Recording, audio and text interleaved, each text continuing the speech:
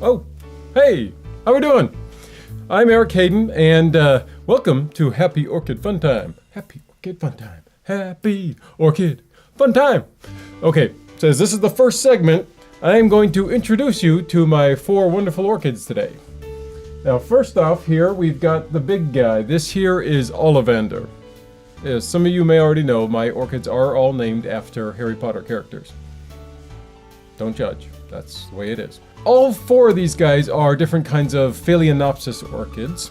And Ollie I've had the longest. It's been about 8 years that I've had him. Wow, he is in great shape still. Look at it. The only thing that's going to happen soon is I need to repot this guy, because if you can see down there, you see how the roots are really starting to break out of the bottom. Yeah, that's a bit too much. And they're getting really ugly down there because they're sticking in the water, because they're just hanging at the bottom of the pot and causing a ring. So it's not very good for them, unfortunately. But otherwise, you know, he still has a decent amount of space in the pot himself, and he's obviously looking really good. This is the first time that I've managed to get 3 different little stems off of the same plant. And often what he does, here, the one here that's not open either, is you see this little node right here. Sometimes these will not turn into anything, but sometimes they actually do. And when they do, Ollie does this weird thing for like the last few years. All the buds will fall off except for the very last one. And so for like a whole extra month, there's one little bud hanging onto this spike, and it doesn't want to let go. So he's a funny little bugger. We're gonna move over to Ginny, who's my beautiful pink gal. Of course, named after Ginny Weasley.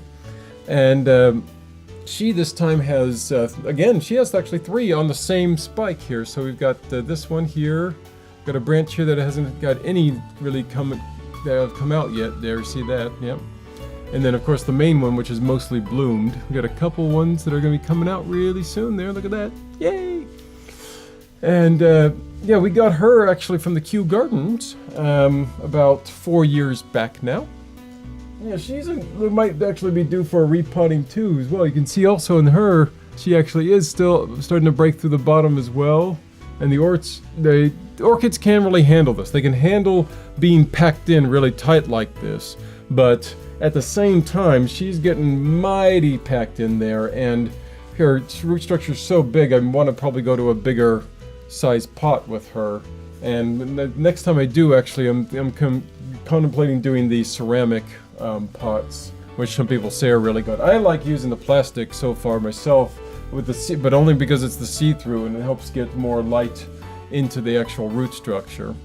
The thing about orchids is it's perfectly fine for all of these to be coming out like this, because when you see them in their natural habitat, they're usually like grown on the side of a tree. So they actually don't have any planting stuff like this at all. It roots into the ground. It's all kind of just wired onto a tree, and it looks really cool. I'll put some pictures up, and you'll see how they look. They just kind of mold into the bark of the tree, which is why for the potting soil mix, which you generally want to use is a variation of a bark mix. Other times you want to add in possibly like some clay beads, or some people add a little perlite, or volcanic rock or lava rock can be really good because it helps filter the water through a little bit better and doesn't allow moisture to over-retain in the pot. And that's very important when you're talking about orchids. We'll go into more about that in another video. For now, let's go into the twins.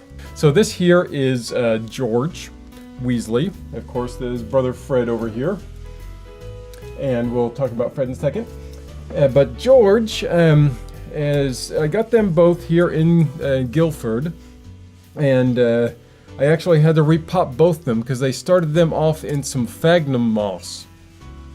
Bad. Don't use sphagnum moss. It is not what you want for a Phalaenopsis orchid because it retains way too much moisture. It is not good for the orchids.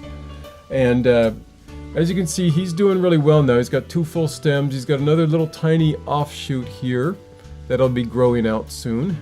So I'm really happy with how he's doing at the moment. He's got a little bit here that might turn into a bud. Probably not. Probably just going to be a node at the end.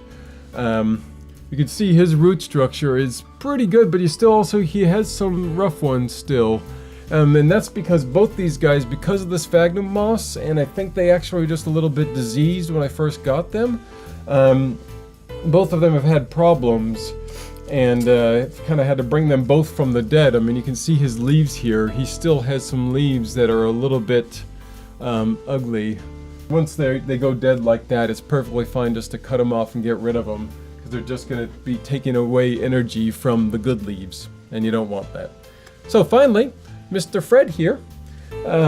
He's our poor little orchid. The reason he's named after Fred Weasley is because if you guys know the Harry Potter books, if you haven't read them yet, spoiler, Fred dies. But luckily, I managed to bring him back from the dead, and he's still living, and he's got his buds going.